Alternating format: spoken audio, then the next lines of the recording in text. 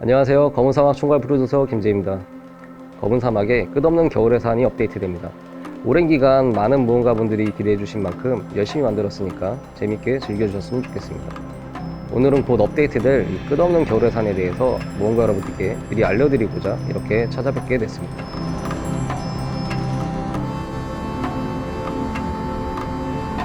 우선 끝없는 겨울의 산은 드리간 남쪽에 위치하고 있습니다. 에일마을이라는 중심도시가 하나 있고 이곳 사람들이 험준한 지형 곳곳에 작은 캠프를 만들어 살아가고 있습니다.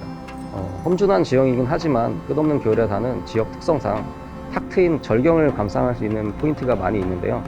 아마 모험가 여러분들이 탐험하는 즐거움이 굉장히 클 것이라고 생각됩니다. 이번에도 룰루피가 끝없는 겨울의 산 여러 멋진 뷰포인트를 알려주는 탐험 의뢰도 제공하기 때문에 함께하면서 즐기는 것도 추천해드리고 싶습니다. 그리고 끝없는 겨울의 산에서는 기본적으로 눈이 자주 내립니다. 간혹 눈보라가 휘몰아치기도 하는데 이 눈보라에 오래 노출되어 있으면 생명력이 감소하는 동상 디버프에 걸릴 수 있으니 조심해야 합니다. 동상이라고 하니까 많은 모험가분들이 걱정하실 것 같은데요. 이 눈보라는 일반 지역이나 저지대에서는 잘 볼 수 없고 고지대로 올라갔을 때 더 확실하게 체감하실 수 있습니다. 그로 인해 여러분들이 눈보라에 플레이 시야가 방해되거나 질병에 자주 걸려서 플레이 피로도가 높아지는 것을 최대한 막고자 했습니다. 대신 이제 높은 곳에 올라갈 때는 더 강력한 눈보라를 만끽할 수 있고요. 겨울산의 절경을 온몸으로 체감하실 수 있습니다. 그리고 이번 끝없는 겨울의 산은 자율지역이라는 컨셉으로 점령전 성주 혜택 같은 설정은 없습니다. 대신에 추후에 거점전을 할 수 있도록 개발하고 있는데요. 이 거점전은 자율지역인 만큼 기존 거점전과는 조금 다른 시가전 붉은 전장과 같은 새로운 규칙으로 준비하고 있습니다.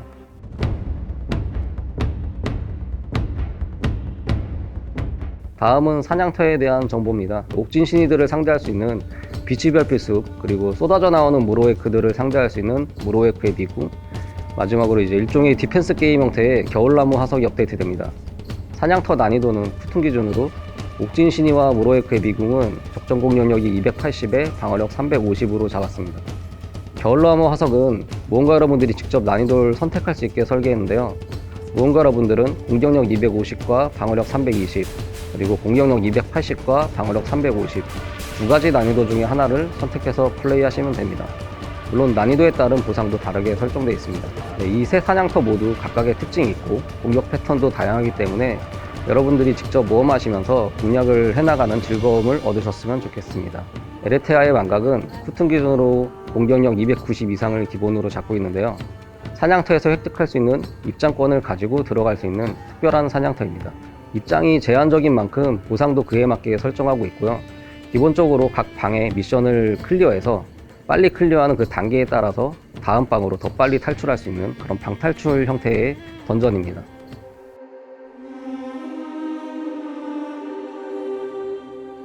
다음은 특별한 몬스터에 대한 정보인데요. 우선 끝없는 겨울의 산을 수호하는 에레보크입니다. 에레보크는 크게 두 가지 타입으로 분류되는데요. 하나는 옥진신이나 겨울나무 화석에서 전투를 하다 보면 낮은 확률로 등장하는데 좀 강력하지만 혼자서도 처리할 수 있는 형태의 밸런스를 잡았습니다. 기존에 큰 의미 없었던 별사탕 몹들과는 좀 다르게 미니맵에 별사탕이 뜨면 굉장히 반가운 몬스터가 될 것 같습니다. 다만 좀 강력하기 때문에 주변에 몬스터가 있을 때는 조금 주의하셔야 합니다. 다른 하나는 정해진 위치에서 강력한 모습으로 등장합니다. 발렌시아에 있는 수문장 느낌으로 봐주시면 될 것 같습니다. 이렇게 등장한 에레보크는 눈보라와 함께 전조 영상이 나타나고 혼자서도 어떻게든 상대할 수 있지만 굉장히 어려운 선택일 겁니다. 함께하는 모험가분들이 있다면 좀 더 수월하게 사냥을 할 수 있고요. 루팅이 최대 5명까지 가능하니까 이 점 참고 부탁드립니다. 다음은 무로에크의 미궁 여왕이자 우두머리인 베르세데스입니다. 무로에크의 미궁에서 사냥하다 보면 이 여왕의 방으로 갈 수 있는데 미궁에서 전투하는 모험가분들이 많을수록 더 빨리 출현하게 됩니다. 베르세데스는 최대 6명의 모험가분들까지 루팅할 수 있으니 이 점 참고 부탁드립니다.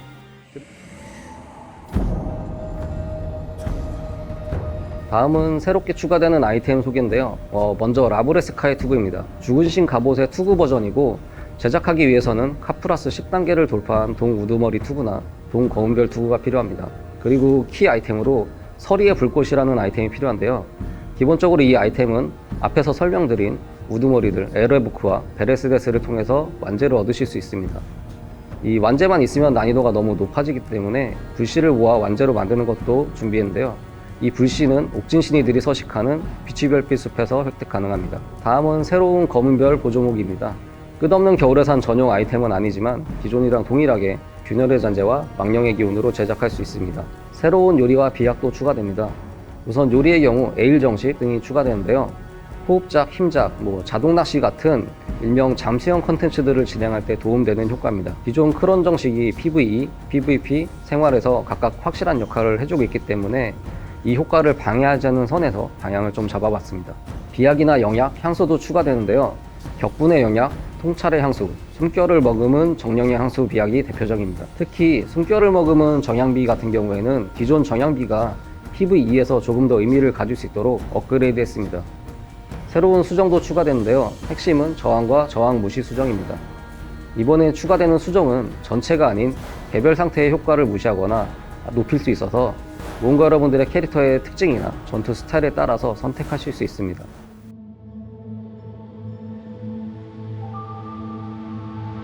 다음은 스토리와 연출에 대한 소개입니다. 이번 끝없는 겨울의 산 메인 의뢰는 영지를 준비하면서 가장 오랜 기간 힘주어서 개발했던 그런 부분 중에 하나입니다. 스토리를 조금 더 시각적으로 느끼실 수 있도록 새로운 시스템을 개발해서 다양한 연출이 가능한 상황을 만들 수 있도록 했습니다. 기존에 없던 시스템을 새롭게 개발하면서 만들었는데요. 이 끝없는 겨울의 산이 지연된 이유 중에 하나이기도 합니다. 하지만 그만큼 투자할 가치가 있다고 생각합니다. 기존에는 텍스트를 보고 읽으면서 상황을 이해했지만 이제는 이런 연출 효과와 함께 모든 대사의 풀더빙이 되어 있습니다. 플레이 해보시면 확실히 기존과 다른 느낌으로 이번 메인 의뢰를 진행하실 수 있을 겁니다. 그리고 스토리를 진행하면서 우리에게 익숙한 조르다인의 인간적인 모습을 발견할 수도 있고 새롭게 등장한 귀염둥이 란도는 메인 의뢰에 활력을 주기도 할 겁니다. 물론 알 연타를 원하시는 분들을 위한 스킵 기능도 준비했지만 가급적이면 한 번은 풀 버전으로 스킵 없이 느긋하게 즐겨주셨으면 좋겠습니다. 또 이번 겨울의 산 메인 의뢰를 모두 완료하면 특별한 귀걸이가 보상으로 주어지는데요. 이 귀걸이는 강화는 안 되지만 그 자체만으로도 훌륭한 성능을 낼 수 있으니까 많은 기대 부탁드립니다.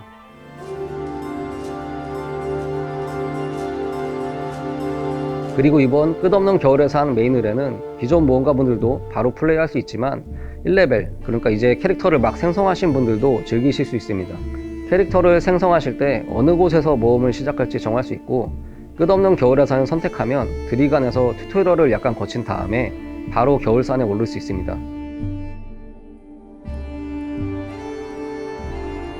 대신 주의하셔야 하는 부분이 있는데요. 끝없는 겨울의 산을 선택하시면 기존 스토리라인을 요약해서 보여주기 때문에 스포일러가 싫으신 분들은 고대인의 석실에서 시작하시는 것도 추천드립니다.